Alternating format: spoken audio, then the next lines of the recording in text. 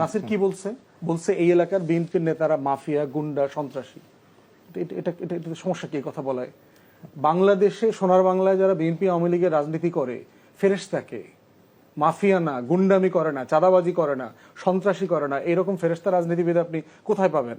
এবং একই সন্ধ্যায় যখন আপনি একই দুপুরবেলা নামাজ থেকে বের হয়েছে তাকে আপনি ওখানে মারছেন এক দফা, দ্বিতীয়বার তাকে কয়েকশো লোক নিয়ে আপনি থানায় গেছেন তার পিটাইতে, তাহলে কি নাসিরের কথাটা সত্য প্রমাণিত হইল না যে এলাকার বিএনপির নেতারা মাফিয়া, গুন্ডা, সন্ত্রাসী? না, পিটাইতে যায় নাই, সে লাঠি সোটা নিয়ে এক ধরনের ঘেরাও করেছিল তাকে। মানে ওখানে যাবে কেন? লাঠি সোটা নিয়ে থানায় যাবে কেন? নাসির উদ্দিন পাটোয়ারি থানায় আশ্রয় নিছে। থানায় আশ্রয় নেয়নি, সে থানায় মামলা করতে গিয়েছিল। না, থানায় সামনে বসেও ছিল। হ্যাঁ, মামলা না নেওয়ার কারণে থানায়, তখন আপনি শত শত লোক লাঠি সোটা নিয়ে থানায় যাবে কেন?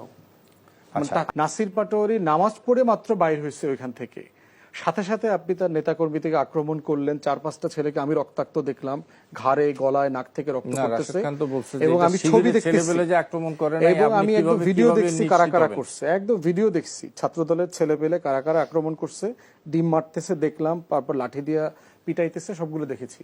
প্রশ্ন হচ্ছে এইটা ইনভেস্টিগেট করার দায়িত্ব ছিল পুলিশের, গ্রেফতার করবার দায়িত্ব ছিল পুলিশের।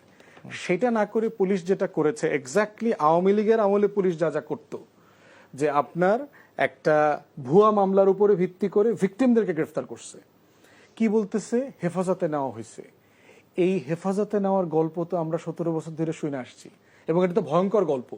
যখনই কাউকে আপনার বিনা নোটিসে, বিনা ওয়ারেন্টে আপনি হেফাজতে নিচ্ছেন, মামলা তো হয়েছে, তো সে গ্রেফতার করতে পারবে না? পারবে না, পারে না। কারণ হচ্ছে একটা হচ্ছে পুলিশকে যেটা বোঝা দরকার, গ্রেফতার করার ক্ষমতা আর গ্রেফতার করার প্রয়োজনীয়তা, দুটোর মধ্যে পার্থক্য আছে। তারা প্রয়োজন ফিল করে না, প্রয়োজন ফিল হামলা না, এটাই তো আওয়ামী লীগ। এটাই তো বলতেছি যে আপনি এরকম একটা মজলুমকে গ্রেফতার করার প্রয়োজন ফিল করছেন, এর মানে তো আপনার ক্ষমতার অপব্যবহার করলেন। কারণ পুলিশকে জানে না এখানে সোনার বাংলায় আমি আপনি জানি এখানে কে কারে মারছে, আর লোকাল পুলিশ জানে না কে কাকে মারছে। মানে আপনি ভিকটিমকে গ্রেফতার করতেছেন বিকজ একটা মামলা আছে। মানে এই নাটক তো আমরা, এই নাটকের উপর ভিত্তি করেই তো 60 লক্ষ রাজনৈতিক আসামি হয়েছে গত 20 বছর। 1,34,000 মামলা তো এই স্ক্রিপ্টের উপরে ভিত্তি করেই হয়েছে। এই স্ক্রিপ্টের উপরে ভিত্তি করে তো রাশেদরা নির্যাতিত হয়েছে, ভুলে গেছে। রাশেদরা তো এই কারণে নির্যাতিত হয়েছে, এতবার নির্যাতিত হয়েছে। আমি তো নিজেও নিন্দা জানালাম। এই জন্য হচ্ছে যে পুলিশের এই স্ক্রিপ্টটি হলো ভয়ঙ্কর স্ক্রিপ্ট।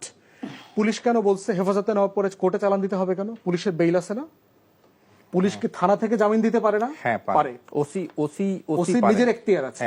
তাহলে সে তার নিজের এখতিয়ার কেন করলো না, খাটাইলো না, জেলে পাঠাইলো কেন?